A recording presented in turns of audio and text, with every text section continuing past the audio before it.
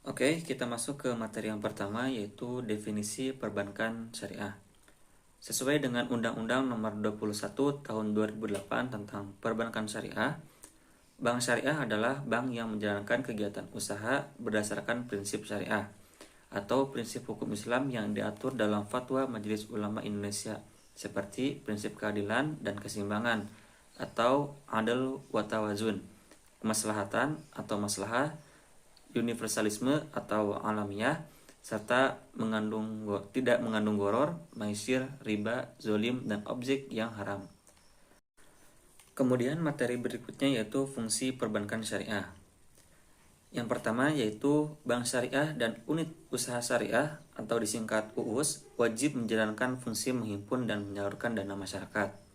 Yang kedua, bank syariah dan UUS dapat menjalankan fungsi sosial dalam bentuk lembaga baitul mal, yaitu menerima dana yang berasal dari zakat, infak, sedekah, hibah atau dana sosial lainnya dan menyalurkannya kepada organisasi pengelola zakat. Yang ketiga, bank syariah dan unit usaha syariah dapat menghimpun dana sosial yang berasal dari wakaf uang dan menyalurkannya kepada pengelola wakaf sesuai dengan kehendak pemberi wakaf. Dan yang terakhir, pelaksanaan fungsi sosial sebagaimana dimaksudkan pada poin kedua dan ketiga sesuai dengan ketentuan peraturan perundang-undangan. Berikutnya manfaat perbankan syariah. Yang pertama, terhindar dari riba. Keuntungan pertama dari melakukan transaksi keuangan di bank syariah adalah terhindar dari riba. Karena dalam Islam, riba hukumnya haram dan wajib ditinggalkan. Dengan menabung uang di bank syariah akan terhindar Anda dari dosa riba. Kemudian yang kedua, manfaatnya yaitu berdasarkan syariat Islam. Manfaat kedua dari menabung di bank syariah adalah Anda juga turut serta dalam melaksanakan syariah Islam dan telah melakukan muamalah berdasarkan Islam. Hal ini tentu menghadirkan pahala bagi mereka yang melakukannya. Yang ketiga, keuntungan diberikan berdasarkan bagi hasil. Tidak seperti bank konvensional yang memberikan bunga kepada nasabahnya, di bank syariah keuntungan yang Anda dapatkan didasarkan pada sistem bagi hasil. Yang keempat, dijamin lembaga penjamin simpanan atau LPS. Meskipun berbasis syariah, bukan berarti uang yang ditempatkan tidak terjamin. Dana nasabah bank syariah dijamin lembaga penjamin simpanan atau LPS yang menanggung risiko kehilangan dana nasabah hingga 2 miliar. Kemudian yang kelima, bank syariah sudah dilengkapi fasilitas net banking. Bank syariah di Indonesia saat ini sudah mengadopsi teknologi yang populer digunakan masyarakat. Bank syariah juga memberikan fasilitas berupa kemudahan melakukan transaksi perbankan melalui internet. Kemudian yang keenam, penabung atau nasabah adalah mitra bank. Tidak seperti bank konvensional, hubungan yang terjalin antara penabung dan bank lebih cenderung menjadi hubungan antara debitur atau kreditur dan kreditur. Sementara di bank syariah, pihak bank akan menganggap penabung adalah mitra sehingga berhak menerima hasil dari investasi yang ditanamkan bank. Kemudian manfaat yang terakhir, dana nasabah dipergunakan sesuai dengan syariah. Salah satu keunggulan dan manfaat menabung di bank syariah adalah dana yang dimanfaatkan akan dipergunakan untuk hal-hal yang dengan sesuai syariah. Sementara nasabah bank konvensional tidak akan tahu uangnya akan ditempatkan atau dipergunakan untuk apa sehingga tidak menutup kemungkinan keuntungan yang diperoleh karena riba. Selain itu ada juga dana ditunjukkan untuk kepentingan dan kemaslahatan umat. Nah, tujuan utama dari perbankan syariah yaitu perbankan syariah dalam melakukan kegiatan usahanya berasaskan pada prinsip syariah, demokrasi, ekonomi, dan prinsip kehati-hatian. Perbankan syariah bertujuan untuk menunjang pelaksanaan pembangunan nasional dalam rangka meningkatkan keadilan, kebersamaan, pemerataan, kesejahteraan rakyat. Kemudian di materi terakhir yang saya sampaikan yaitu ciri dan keistimewaan. Nah, terdapat beberapa ciri dari bank syariah dan juga keistimewaannya. Yang pertama, tidak ada bunga. Sebagian besar ulama telah sepakat bahwa bunga bank adalah riba. Sedangkan riba adalah hal yang diharamkan di dalam agama Islam. Itulah kenapa tidak ada sistem bunga dalam bank syariah karena tidak sesuai dengan hukum agama. Yang kedua, menerapkan prinsip bagi hasil. Bank syariah menerapkan pembagian hasil usaha antara pihak pemilik modal dan pengelola dalam segi produk, yaitu terdapat dua macam pembiayaan dengan menerapkan prinsip bagi hasil. Yang pertama musyarakah dan mudharabah. Kemudian yang ketiga mengutamakan keadilan dalam bertransaksi. Operasional bank syariah selalu mengikuti prinsip keadilan. Yang dimaksud dengan adil dalam bertransaksi adalah pembagian keuntungan selalu berdasarkan penjualan real, sesuai kontribusi serta risiko masing-masing pihak. Dalam bertransaksi, bank syariah melakukan transparansi laporan keuangan secara terbuka kepada nasabah. Bank syariah menjunjung tinggi prinsip rahmatan lil alamin, yang artinya pihak bank tidak membeda-bedakan nasabah, baik dari segi suku, agama, ras, dan golongan. Kemudian yang keempat, menghindari kegiatan spekulatif dalam bertransaksi keuangan. Kegiatan spekulatif artinya transaksi yang mengandung ketidakjelasan. Contohnya adalah aktivitas yang mengandung unsur maisir dan goror. Dan yang terakhir, ciri dari bank syariah dan keistimewaannya yaitu investasi yang beretika. Bank syariah menghimpun dana masyarakat dalam bentuk investasi, namun harus dilakukan dengan akad mudharabah atau akad yang lainnya yang tidak bertentangan dengan Islam. Bank syariah juga selalu menghindari aktivitas yang melibatkan barang haram, misalnya investasi dalam hal minuman keras atau bentuk usaha perjudian. Oke, mungkin cukup sekian dari materi saya. Dilanjutkan pada materi selanjutnya. Saya akan membahas mengenai persamaan dan perbedaan bank syariah dan bank konvensional dari berbagai aspek. Perbedaannya yang pertama yaitu ada tujuan pendirian. Latar belakang dan tujuan didirikan menjadi perbedaan bank syariah dan bank konvensional. Bank konvensional memiliki orientasi keuntungan dengan bebas nilai atau menganut prinsip yang dimiliki oleh masyarakat umum. Sedangkan bank syariah, pendiriannya tidak hanya berorientasi pada profit saja, namun penyebaran dan penerapan nilai syariah.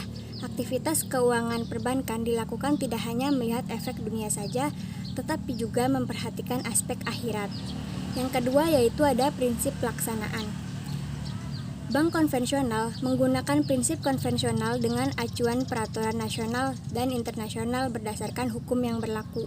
Sedangkan bank syariah berdasarkan hukum Islam mengacu dari Al-Quran dan hadis serta diatur oleh fatwa ulama sehingga seluruh aktivitas keuangannya menganut prinsip Islami.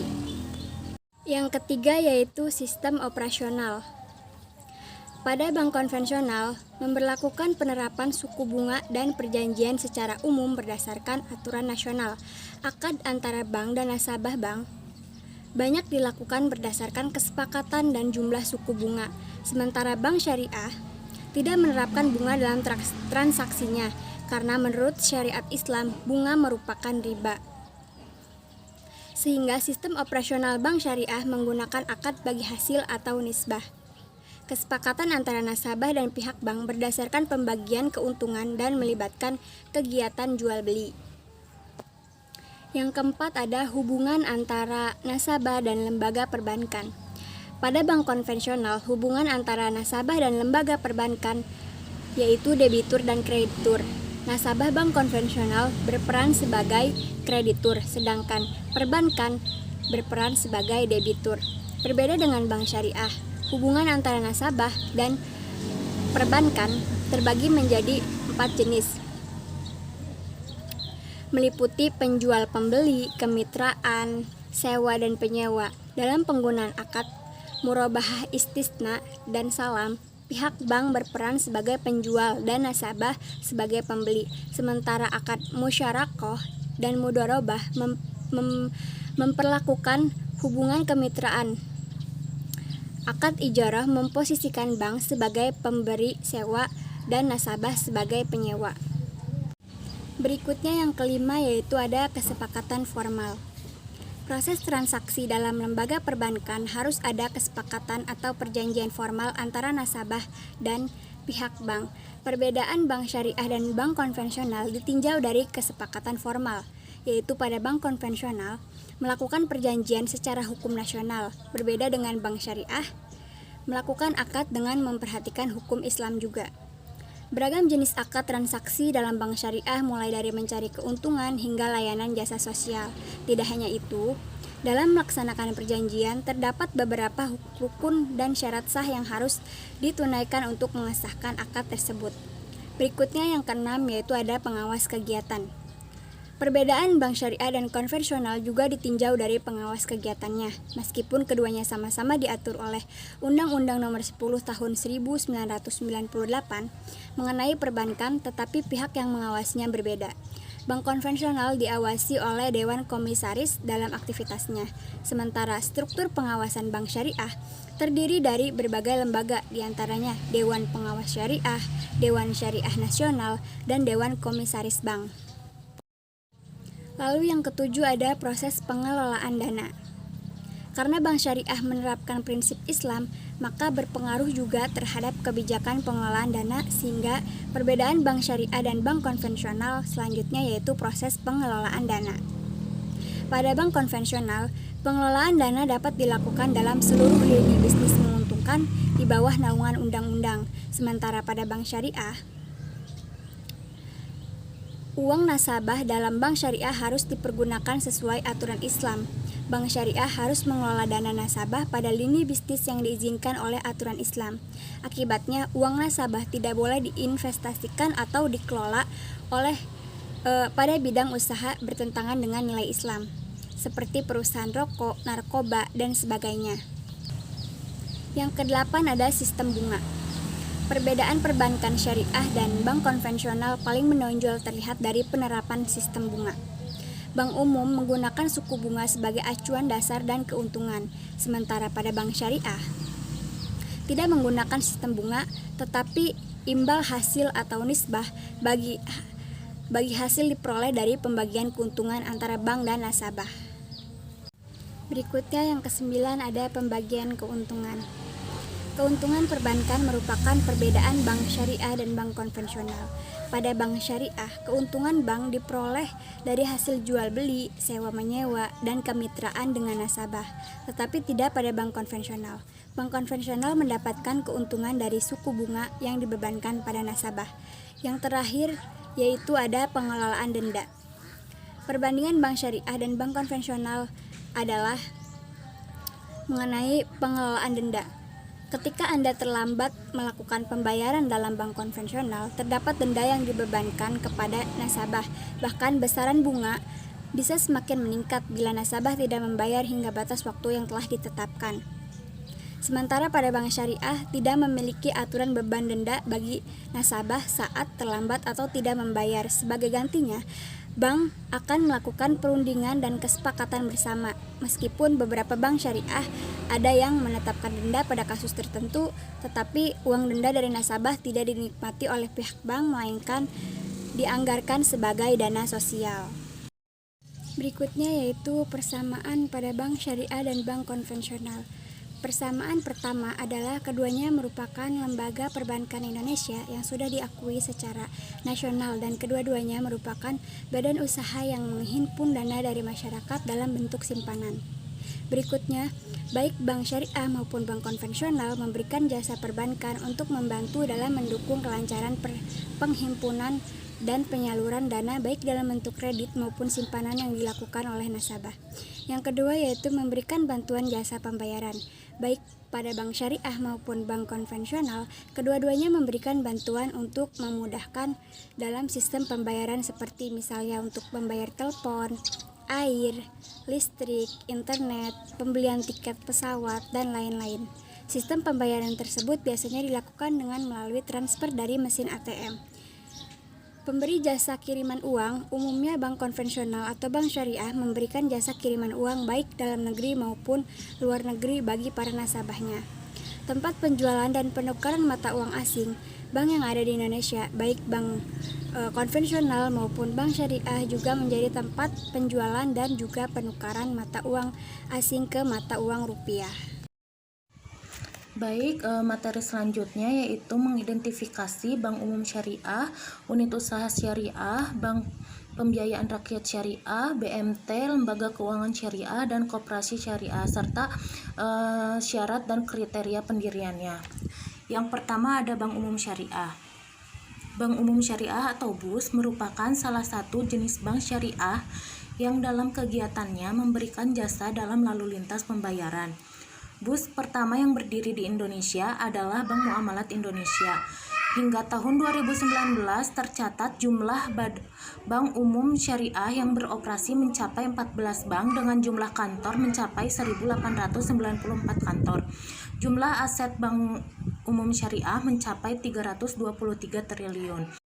Adapun kegiatan usaha bank umum syariah meliputi yang pertama menghimpun dana dalam bentuk simpanan berupa giro, tabungan atau bentuk lainnya yang dipersamakan dengan itu berdasarkan akad wadiah atau akad lain yang tidak bertentangan dengan prinsip syariah.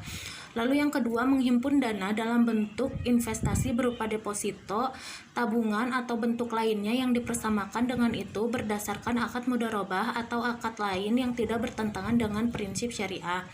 Lalu yang ketiga, menyalurkan pembiayaan bagi hasil berdasarkan akad mudharabah, akad musyarakah, atau akad lain yang tidak bertentangan dengan prinsip syariah. Lalu yang keempat, menyalurkan pembiayaan berdasarkan akad murabahah, akad salam, akad istisna, atau akad lain yang tidak bertentangan dengan prinsip syariah. Lalu yang kelima, menyalurkan pembiayaan berdasarkan akad qard atau akad lain yang tidak bertentangan dengan prinsip syariah, dan lain-lain. Selain itu, bank umum syariah dapat pula melakukan kegiatan valuta asing berdasarkan prinsip syariah, melakukan kegiatan penyertaan modal pada bank umum syariah atau lembaga keuangan yang melakukan kegiatan usaha berdasarkan prinsip syariah, lalu melakukan kegiatan penyertaan modal sementara untuk mengatasi akibat kegagalan pembiayaan berdasarkan prinsip syariah dengan syarat harus menarik kembali penyertaannya, dan juga bertindak sebagai pendiri dan pengurus dana pensiun berdasarkan prinsip syariah, serta melakukan kegiatan dalam pasar modal sepanjang tidak bertentangan dengan prinsip syariah dan ketentuan peraturan perundang-undangan di bidang pasar modal. Lalu, bank umum syariah juga dilarang untuk melakukan kegiatan usaha yang bertentangan dengan prinsip syariah, melakukan kegiatan jual beli saham secara langsung di pasar modal, dan melakukan kegiatan usaha perasuransian kecuali sebagai agen pemasaran produk asuransi syariah. Untuk memperoleh izin usaha, bank syariah harus memenuhi persyaratan sekurang-kurangnya tentang susunan organisasi dan kepengurusan, permodalan, kepemilikan, keahlian di bidang perbankan syariah, dan kelayakan usaha. Bank syariah yang telah memperoleh izin usaha wajib mencantumkan dengan jelas kata syariah pada penulisan nama banknya. Syarat utama dalam pendirian bank umum syariah yaitu yang pertama, kepemilikan dapat dimiliki oleh pihak domestik dan pihak asing, berbadan hukum Indonesia, dan harus memiliki oleh sedikitnya 2 warga negara Indonesia atau WNI atau badan hukum Indonesia atau warga negara asing secara kemitraan. Lalu yang ketiga, pemilik tidak termasuk daftar orang tercela dan memiliki integritas. Lalu yang keempat, nilai modal di store paling kecil 1 triliun. Adapun kepemilikan asing hanya boleh paling banyak 99% dari modal di store yang dapat berupa rupiah atau valuta asing. Lalu selanjutnya sumber dana juga untuk modal di store tidak boleh berasal dari pinjaman atau fasilitas pembiayaan dalam bentuk apapun dari bank atau pihak lain di Indonesia. Sumber dana modal di store juga tidak boleh dari sumber yang diharamkan termasuk untuk tujuan pencurian uang. Lalu harus memiliki dewan pengawas syariah dan mendapatkan persetujuan prinsip serta mendapatkan izin usaha kegiatan usaha bank umum syariah. Lalu unit usaha syariah. Unit usaha syariah yang selanjutnya disebut UUS adalah unit kerja dari kantor pusat bank umum konvensional yang berfungsi sebagai kantor induk dari kantor atau unit yang melaksanakan kegiatan usaha berdasarkan prinsip syariah. Kantor atau unit yang melaksanakan kegiatan usaha berdasarkan prinsip syariah atau unit kerja di kantor cabang dari suatu bank yang berkedudukan di luar negeri yang melakukan atau melaksanakan kegiatan usaha secara konvensional yang berfungsi sebagai kantor induk dari kantor cabang pembantu syariah dan atau unit syariah. Kegiatan unit usaha syariah meliputi yang pertama menghimpun dana dalam bentuk simpanan berupa giro, tabungan atau bentuk lainnya yang dipersamakan dengan itu berdasarkan akad wadiah atau akad lain yang tidak bertentangan dengan prinsip syariah, menghimpun dana dalam bentuk investasi berupa deposito, tabungan atau bentuk lainnya yang dipersamakan dengan itu berdasarkan akad mudharabah atau akad lain yang tidak bertentangan dengan prinsip syariah. Menyalurkan pembiayaan bagi hasil berdasarkan akad mudharabah, akad musyarakah, atau akad lain yang tidak bertentangan dengan prinsip syariah. Lalu menyalurkan pembiayaan berdasarkan akad murabahah, akad salam, akad istisna, atau akad lain yang tidak bertentangan dengan prinsip syariah. Lalu menyalurkan pembiayaan penyewaan barang bergerak atau tidak bergerak kepada nasabah berdasarkan akad ijaroh dan atau sewa beli dalam bentuk ijaroh muntahiyah bitamlik atau akad lain yang tidak bertentangan dengan prinsip syariah dan lain-lain. Lalu selanjutnya Bank Pembiayaan Rakyat Syariah. Bank Pembiayaan Rakyat Syariah adalah bank syariah yang dalam kegiatannya tidak memberikan jasa dalam lalu lintas pembayaran. Bank perkreditan rakyat yang melakukan kegiatan usahanya secara konvensional tidak diperkenankan melakukan kegiatan usaha berdasarkan prinsip syariah. Hal yang sama pula berlaku terhadap bank perkreditan rakyat yang melakukan kegiatan usahanya berdasarkan prinsip syariah, tidak diperkenankan melakukan kegiatan usahanya secara konvensional. Adapun kegiatan usaha Bank Pembiayaan Rakyat Syariah meliputi yang pertama, menghimpun dana dari masyarakat dalam bentuk simpanan berupa tabungan atau yang dipersamakan dengan itu berdasarkan akad wadiah atau akad lain yang tidak bertentangan dengan prinsip syariah, dan investasi berupa deposito atau tabungan atau bentuk lainnya yang dipersamakan dengan itu berdasarkan akad mudharabah atau akad lain yang tidak bertentangan dengan prinsip syariah. Lalu yang kedua, menyalurkan dana kepada masyarakat dalam bentuk pembiayaan bagi hasil berdasarkan akad mudharabah atau musyarakah, pembiayaan berdasarkan akad murabahah, salam atau istisna.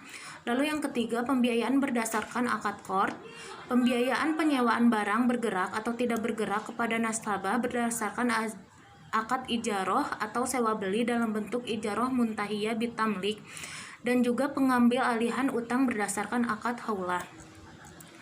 Lalu menempatkan dana pada bank syariah lain dalam bentuk titipan berdasarkan akad wadiah atau investasi berdasarkan akad mudharabah dan atau akad lain yang tidak bertentangan dengan prinsip syariah, memindahkan uang baik untuk kepentingan sendiri maupun untuk kepentingan nasabah melalui rekening bank Pembiayaan Rakyat Syariah yang ada di Bank Umum Syariah, Bank Umum Konvensional, dan unit usaha syariah.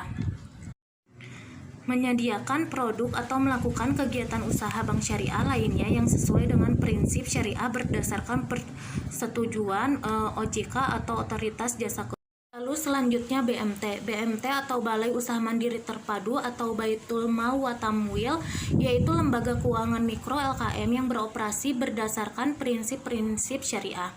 BMT sesuai namanya terdiri dari dua fungsi, yaitu Baitul Tamwil atau rumah pengembangan harta yang bertugas melakukan kegiatan pengembangan usaha-usaha produktif dan investasi dalam meningkatkan kualitas ekonomi pengusaha mikro dan kecil, dengan antara lain mendorong kegiatan menabung dan menunjang pembiayaan kegiatan ekonomi.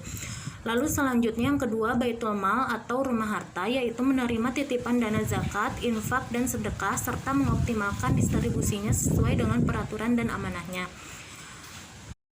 Dalam proses pendirian BMT perlu memperhatikan beberapa hal, diantaranya yang pertama harus ada pemrakarsa, motivator yang telah mengetahui BMT. Pemrakarsa mencoba meluaskan jaringan ke para sahabat dengan menjelaskan tentang BMT dan peranannya dalam mengangkat harkat dan martabat masyarakat. Lalu yang kedua, di antara pemrakarsa tersebut kemudian membentuk panitia penyiapan pendirian BMT atau P3B di lokasi yang dimaksud. Selanjutnya, P3B mencari modal awal atau modal perangsang sebesar antara 10 juta hingga 30 juta agar BMT memulai operasi dengan syarat modal tersebut. Modal dapat berasal dari perorangan, lembaga, yayasan, atau sumber lainnya. P3B juga bisa mencari modal-modal pendiri atau simpanan pokok khusus semacam saham. Masing-masing para pendiri perlu membuat komitmen tentang peranan masing-masing tersebut. Lalu selanjutnya, jika calon pemodal pendiri telah ada, maka dipilih pengurus yang ramping atau maksimal 5 orang yang akan mewakili pendiri dalam mengarahkan kebijakan BMT. 3B atau pengurus jika telah ada mencari dan memilih calon pengelola BMT. Lalu selanjutnya mempersiapkan legalitas hukum dengan menghubungi kepala kantor dinas koperasi dan pembinaan usaha kecil di ibu kota, kabupaten atau kota. Lalu selanjutnya melatih calon pengelola, sebaiknya juga diikuti oleh salah satu pengurus dengan menghubungi Pinbuk. Lalu selanjutnya melaksanakan persiapan sarana kantor dan berkas administrasi yang diperlukan. Modal awal BMT berasal dari modal para pendiri, namun sejak awal anggota pendiri atau BMT harus terdiri dari minimal 20 orang yang mereka secara real memberikan peran partisipasinya. Masyarakat yang bersedia menjadi anggota BMT harus menyetorkan simpanan pokok sebesar Rp1.000.000 per anggota. Baik, lalu selanjutnya lembaga keuangan syariah. Lembaga keuangan syariah adalah suatu perusahaan yang usahanya bergerak di bidang jasa keuangan yang berdasarkan prinsip syariah. Prinsip syariah yaitu prinsip yang menghilangkan unsur-unsur yang dilarang dalam Islam, kemudian menggantikannya dengan akad-akad tradisional Islam atau yang lazim disebut dengan prinsip syariah atau lembaga keuangan syariah. Lembaga keuangan syariah merupakan sistem norma yang didasarkan oleh ajaran Islam. Lembaga keuangan syariah juga merupakan salah satu instrumen yang digunakan untuk menerapkan prinsip-prinsip syariah dalam bidang keuangan. Lalu pembagian lembaga keuangan syariah dibagi menjadi 2, yaitu lembaga keuangan bank dan lembaga keuangan non-bank. Lembaga keuangan bank adalah badan usaha yang melakukan kegiatan di bidang keuangan dengan menghimpun dana dari masyarakat dalam bentuk simpanan dan menyalurkan kembali kepada masyarakat dalam bentuk pembiayaan. Adapun lembaga keuangan non-bank adalah badan usaha yang melakukan kegiatan di bidang keuangan yang secara langsung atau tidak langsung menghimpun dana dengan jalan mengeluarkan surat berharga dan menyalurkan kepada masyarakat guna membiayai investasi perusahaan. Lalu yang termasuk lembaga keuangan syariah non-bank yaitu koperasi syariah, pegadaian syariah, asuransi syariah, pasar modal syariah, dana pensiun syariah, lembaga zakat, dan lembaga wakaf. Adapun ciri-ciri sebuah lembaga keuangan syariah dapat dilihat dari hal-hal seperti dalam menerima titipan dan investasi, lembaga keuangan syariah harus sesuai dengan fatwa Dewan Pengawas Syariah. Lalu yang kedua, hubungan antara investor, penyimpan dana, penggunaan dana, dan lembaga keuangan syariah sebagai intermediary institution berdasarkan kemitraan, bukan hubungan debitur-kreditur. Lalu yang ketiga, bisnis lembaga keuangan syariah bukan hanya berdasarkan profit oriented tetapi juga falah oriented, yakni kemakmuran di dunia dan kebahagiaan di akhirat. Untuk memperoleh izin usaha bank syariah juga harus memenuhi persyaratan sekurang-kurangnya tentang susunan organisasi dan kepengurusan, permodalan, kepemilikan, keahlian di bidang perbankan syariah, dan kelayakan usaha. Dan setiap lembaga keuangan syariah tersebut wajib mencantumkan dengan jelas kata syariah pada penulisan nama banknya. Koperasi syariah merupakan aktivitas usaha yang bergerak pada bidang simpanan, pembiayaan, dan investasi berdasarkan penerapan sistem bagi hasil atau syariah. Tujuan koperasi syariah adalah untuk memajukan kesejahteraan para anggotanya dan masyarakatnya secara luas serta membantu membentuk perekonomian Indonesia berdasarkan penerapan dan nilai-nilai yang diajarkan Islam. Fungsi koperasi syariah yaitu yang pertama, membantu mengembangkan dan mewujudkan sistem ekonomi nasional dengan mengutamakan ekonomi kerakyatan dan azas kekeluargaan. Lalu membantu membangun keahlian para anggota maupun masyarakat luas agar lebih sejahtera keadaan sosial ekonominya. Lalu yang ketiga, mengembangkan kualitas sumber para anggota yang terlibat agar bisa lebih konsekuen, konsisten, amanah, profesional saat menerapkan nilai-nilai syariah Islam. Lalu yang 4. Membuka kesempatan lapangan pekerjaan. Lalu selanjutnya sebagai penghubung dua pihak, yaitu penyedia dana dan yang memakai dana agar dana yang dipinjam bisa lebih optimal, serta memperkokoh anggota koperasi agar makin solid dalam bekerja sama dalam upaya mengontrol operasional koperasi. Menurut Undang-Undang Nomor 25 Tahun 1992 tentang perkoperasian, ada 5 tahap untuk mendirikan koperasi. Kelima tahap tersebut adalah persiapan pembentukan, rapat pendirian, pengajuan permintaan pengesahan akte pendirian, penelitian anggaran dasar koperasi, serta pengesahan atau penolakan akte pendirian koperasi. Sekian, terima kasih.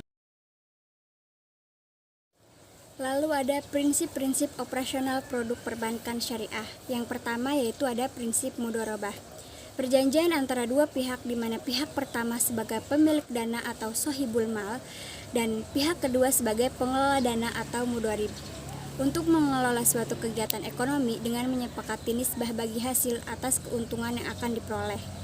Sedangkan kerugian yang timbul adalah risiko pemilik dana, kecuali mudharib melakukan kesalahan yang sengaja, lalai, atau menyalahi perjanjian. Berdasarkan kewenangan yang diberikan kepada mudharib, maka mudharabah dibedakan menjadi mudharabah mutlaqah dan mudharabah muqayyadah. Yang kedua yaitu prinsip musyarakoh. Perjanjian antara pihak-pihak untuk menyertakan modal dalam suatu kegiatan ekonomi dengan pembagian keuntungan atau kerugian sesuai nisbah yang disepakati. Musyarakoh dapat bersifat tetap atau bersifat temporer dengan penurunan secara periodik atau sekaligus di akhir masa proyek. Yang ketiga yaitu ada prinsip wadiah. Prinsip wadiah adalah titipan di mana pihak pertama menitipkan dana atau benda kepada pihak kedua selaku penerima titipan dengan konsekuensi titipan tersebut sewaktu-waktu dapat diambil kembali, di mana penitip dapat dikenakan biaya penitipan berdasarkan kewenangan yang diberikan. Maka wadiah dibedakan menjadi wadiah yadamanah dan wadiah amanah.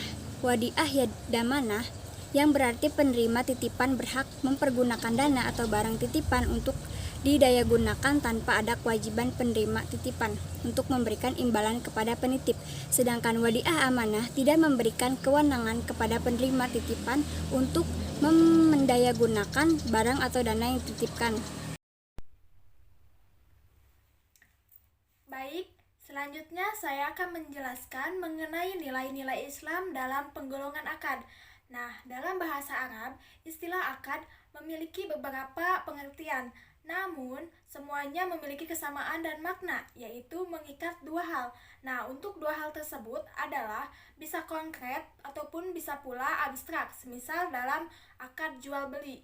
Sedangkan secara istilah, akad adalah menghubungkan suatu kehendak suatu pihak dengan pihak lain dalam suatu bentuk yang menyebabkan adanya kewajiban untuk melakukan suatu hal.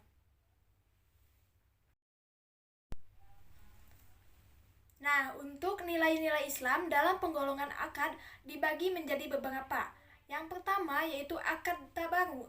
Nah, untuk akad tabaru ini adalah perjanjian yang merupakan transaksi yang tidak ditujukan untuk memperoleh laba ataupun transaksi nirlaba.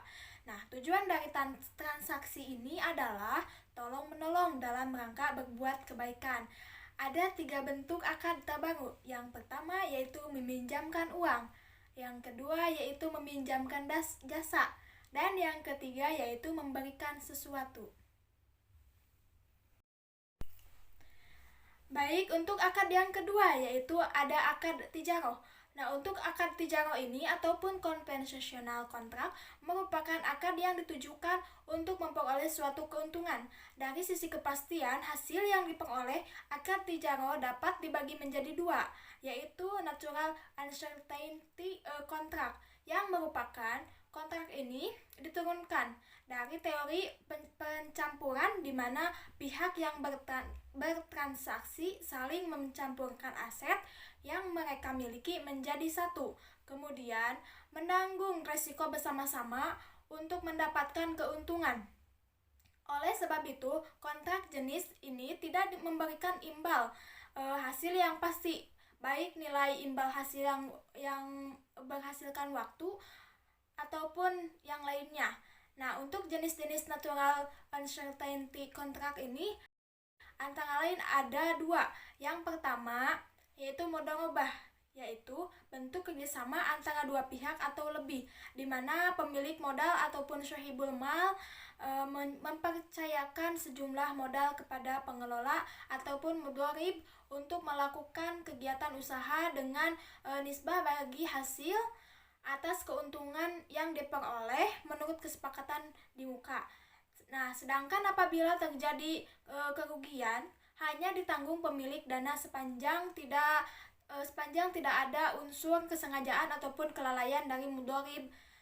Dan yang kedua ada musyarakah.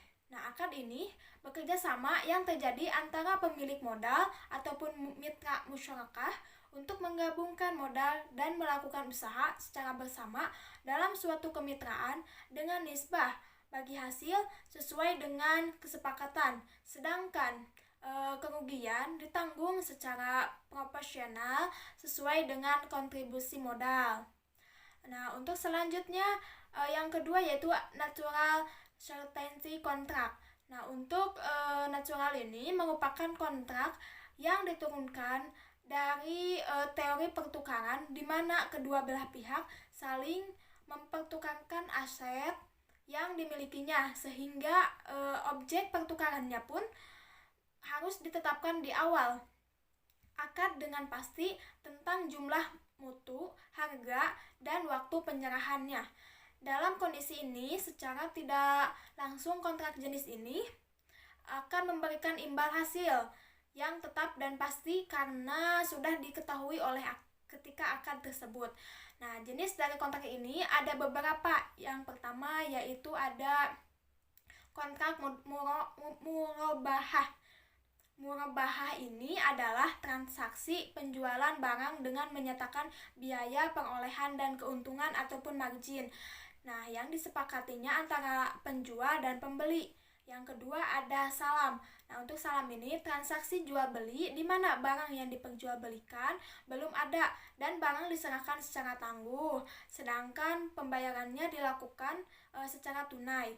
Yang ketiga yaitu ada istisna. Nah, untuk istisna ini memiliki sistem yang mirip dengan salam. Namun, dalam istisna, pembayarannya dapat dilakukan di muka, cicilan dalam beberapa kali, ataupun termin, ataupun ditangguhkan selama jangka waktu tertentu. Dan yang terakhir ada ijaroh. Nah, untuk ijaroh ini, akad sewa menyewanya antara pemilik objek sewa dan penyewa untuk mendapatkan manfaat atas objek sewa yang disewakan. Baik, yang selanjutnya yang ketiga ada tabungan ataupun penghimpun dana ataupun funding. Nah, seperti wadiah dan mudharabah. Wadiah artinya titipan. Dalam terminologi artinya menitipkan barang kepada orang lain tanpa adanya upah. Nah, jadi jika bank meminta imbalan ataupun ujrah atau mensyaratkan upah, maka akan berubah menjadi ijaroh.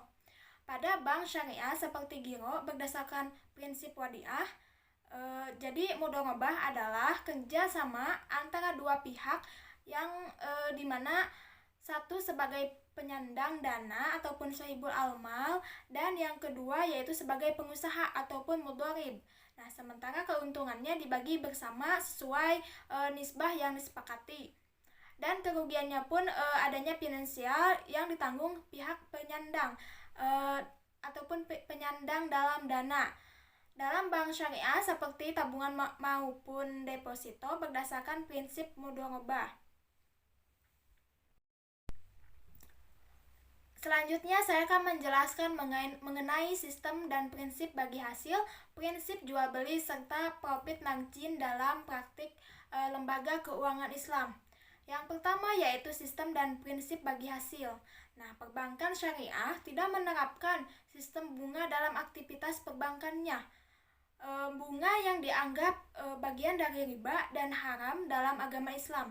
Sebagai gantinya, perbankan yang berlandaskan syariah ini menerapkan sistem bagi hasil atau nisbah yang menurut Islam sah untuk dilakukan. Nah, untuk mekanismenya, perhitungan bagi hasil menurut ekonomi Islam idealnya ada dua macam. Yang pertama ada profit sharing ataupun bagi hasil, di mana total pendapatan usaha dikurangi biaya operasional untuk mendapatkan profit alias ataupun keuntungan bersihnya. Yang kedua yaitu revenue sharing, yaitu laba yang berdasarkan total pendapatan usaha sebelum dikurangi biaya operasional ataupun pendapatan kotornya.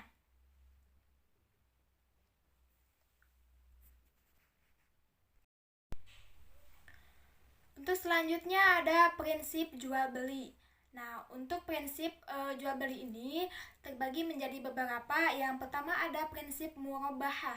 Nah, al-murabahah adalah akad jual beli barang dengan menyatakan perolehan dan keuntungan ataupun margin yang disepakati oleh penjual dan pembeli. Dalam al-murabahah, penjual harus memberitahu harga produk yang dibeli dan menentukan suatu tingkat keuntungan sebagai tambahannya. Yang kedua yaitu ada prinsip as-salam. Nah, untuk prinsip as-salam ini adalah akad jual beli barang pesanan dengan pengiriman barang kemudian hari oleh penjual dan pelunasannya dilakukan oleh pembeli pada saat akad disepakati sesuai ketentuan dengan syarat-syarat tertentu. Yang ketiga yaitu prinsip al-istisna. Nah, untuk prinsip al-istisna ini adalah akad jual beli dalam bentuk pemesanan pembuatan barang tertentu dengan kriteria dan persyaratan tertentu yang disepakati antara pemesan dan penjual. Dan yang terakhir saya akan menjelaskan mengenai profit margin dalam praktik lembaga keuangan Islam. Nah, untuk profit ini, Bank Syariah menerapkan margin keuntungan terhadap produk-produk pembiayaan yang berbasis natural ataupun certainty contract ataupun NCC, yakni akad bisnis yang memberikan kepastian pembayarannya baik dari segi jumlah ataupun amount maupun waktu ataupun timing seperti pembiayaan murabahah, ijarah ataupun ijarah muntahla, bitamlik, salam, dan istisna. Nah, secara teknis yang dimaksud dengan margin keuntungan adalah persentase tertentu yang ditetapkan per tahun. Perhitungannya margin keuntungan secara harian, maka jumlah hari dalam setahun ditetapkan 360 hari. Nah, untuk perhitungan margin keuntungan secara bulanan, maka setahun itu dapat ditetapkan dalam 12 bulan. Oke, selanjutnya ke materi yang ketujuh, yakni riba dan praktik atas larangan riba.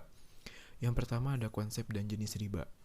Secara harfiah, riba bermakna tambahan atau meminta lebih dari nilai maupun jumlah yang disepakati. Merujuk ke laman dari islamnu.or.id, secara bahasa atau etimologi, riba dalam bahasa Arab bermakna kelebihan atau tambahan atau az-ziyadah. Kelebihan atau tambahan ini konteksnya umum, yaitu semua tambahan terhadap pokok utang dan harta. Jika ditelisik lebih dalam, makna tambahan atau meminta kelebihan dari jumlah awal sudah tidak sesuai dengan prinsip syariah Islam.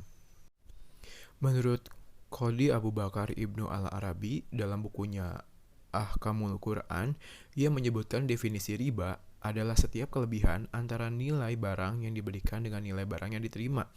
Sementara menurut Al-Mali, riba ialah akad yang terjadi atas pertukaran barang tertentu yang tidak diketahui pertimbangannya menurut ukuran syara ketika berakad atau dengan mengakhirkan tukaran kedua belah pihak atau salah satu. Berikut beberapa jenis riba dalam Islam. Yang pertama ada riba qard, yaitu sejumlah kelebihan tertentu yang diminta pihak pemberi hutang saat mengembalikan uangnya. Yang kedua ada riba jahiliyah, yaitu utang yang dibayar lebih dari pokoknya karena tidak mampu membayar dengan tepat waktu. Yang ketiga ada riba fadl, yaitu jual beli dengan menukar barang sejenis namun dengan komposisi yang berbeda. Yang keempat ada riba nasi'ah, yaitu riba yang terjadi karena adanya pembayaran yang tertunda pada transaksi jual beli melalui barter barang baik sejenis maupun berbeda jenis. Lalu yang kedua ada hukum riba. Riba merupakan suatu hal yang dilarang oleh agama Islam. Bahkan sebaiknya apa itu riba itu dihindari supaya tidak merugikan satu sama lain. Ada beberapa dalil dalam Al-Quran mengenai pelarangan apa itu riba yang dideskripsikan sebagai berikut. Yang pertama ada dalil Al-Quran.